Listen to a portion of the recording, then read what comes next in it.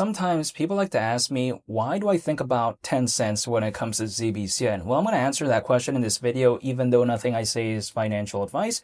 However, my perspective is that when it comes to Zebec, we're talking about arguably the number 5 most popular project currently in the space of global trade and finance within this specific niche. And is 10 cents so ridiculous? This is the question I like to ask myself, but if hypothetically I lean towards it being not too ridiculous, it wouldn't surprise me because we're around 30 times lower than 10 cents. I'm totally aware of that, but actually at 10 cents, market cap, considering current circulating supply, would be around 9.7 billion. Now, nothing I say is, again, financial advice, and I'm not telling anyone to do anything. But how is that such a ridiculous market cap, in my mind at least, if let's say there was an altcoin season and let's say ZBCN could maintain that sort of positioning throughout that altcoin season? Would that be too much to ask for, considering Shiba Inu reached around 40 billion in terms of market cap years ago back in 2021, and Dogecoin pretty much doubled that at around 80 billion in terms of market cap years ago? We're in 2026, keep in mind, that was in 2021. So it was around a 9.7 billion market cap. So ridiculous? This is sometimes the question I like to ask myself. I think probably not in my mind.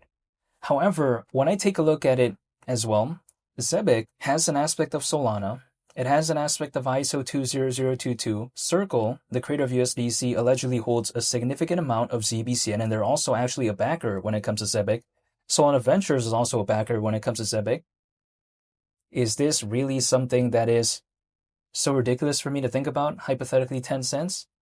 Also on top of that, when I take a look at it, ZBCN already had that initial sort of step, right? It already kind of proven itself a little bit where we saw what it did back in 2025. At one point, the market cap of ZBCN was around 500 million. And even as of right now, despite the pullback, it's still around 300 million, but at least it's been through that initial step of being kind of proven within the space that it's in. So if there's an altcoin season, Zebec now, just by default, because it experienced what it did not too long ago, it's just automatically one of the most recognizable projects as of right now within this space as a result of that.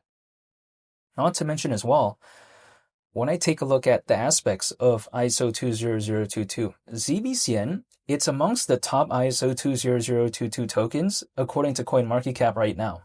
And that list, it's not so many. It's not like there's like a bunch out there. I mean, there's quite a good amount, but it's not so many. ZBCN's up there, I guess, in terms of that. So I find that pretty fascinating. Not to mention as well, Zebec, it does not necessarily have this sort of vibe where it's reinventing the wheel. No, it doesn't have that, but we have to consider as well, is its closest competitor called Onyx reinventing the wheel either? No, it's not. When it comes to Onyx, pretty much we're talking about a project that is like Zebec, focused on global trade and finance, but Zebec just has a little bit more bells and whistles. You know, it has more aspects to it.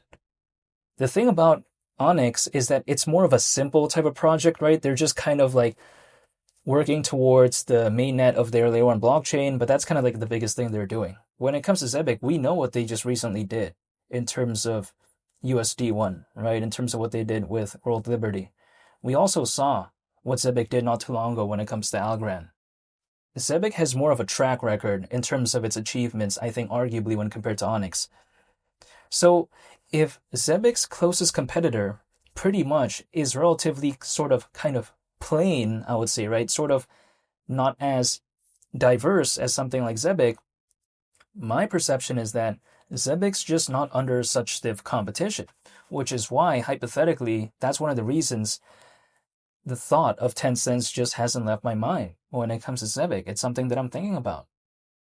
Granted, XCN historically has reached a higher market cap in 2025 when compared to ZBCN.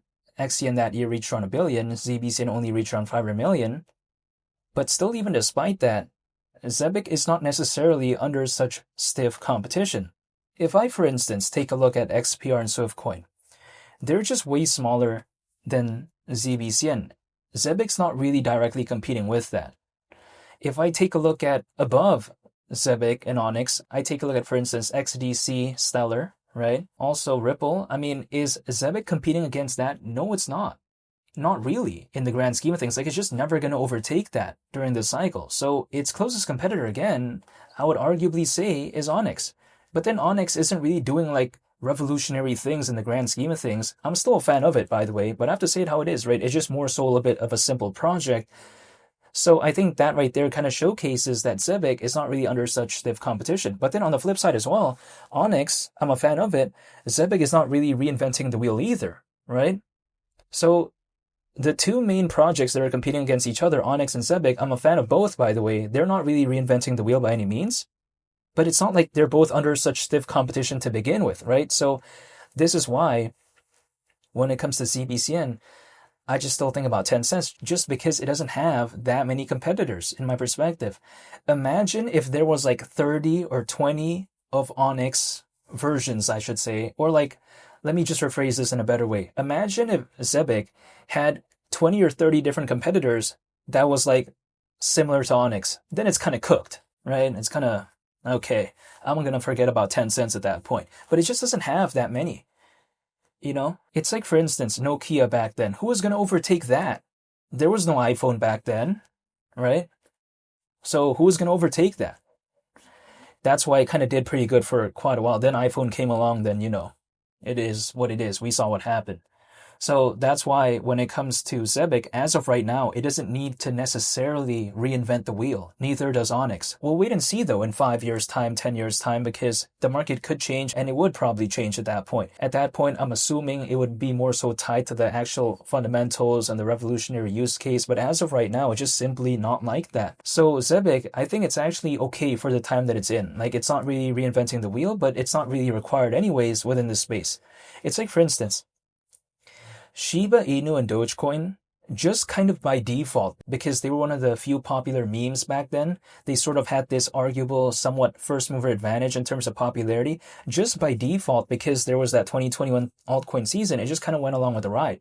Just because there simply wasn't that many options. As of right now, if I contrast it to the global trade and finance space, there just simply isn't that many popular options. So this is why when it comes to Zebec, I haven't given up. And just the concept of hypothetically, maybe in a make-believe scenario, hypothetically 10 cents, it just hasn't left my mind. Just because when I take a look at it, it simply doesn't have the amount of competitors in which, if it did have a lot, it would kind of struggle ever coming close to 10 cents, right? But in this case, it just doesn't have that much competition.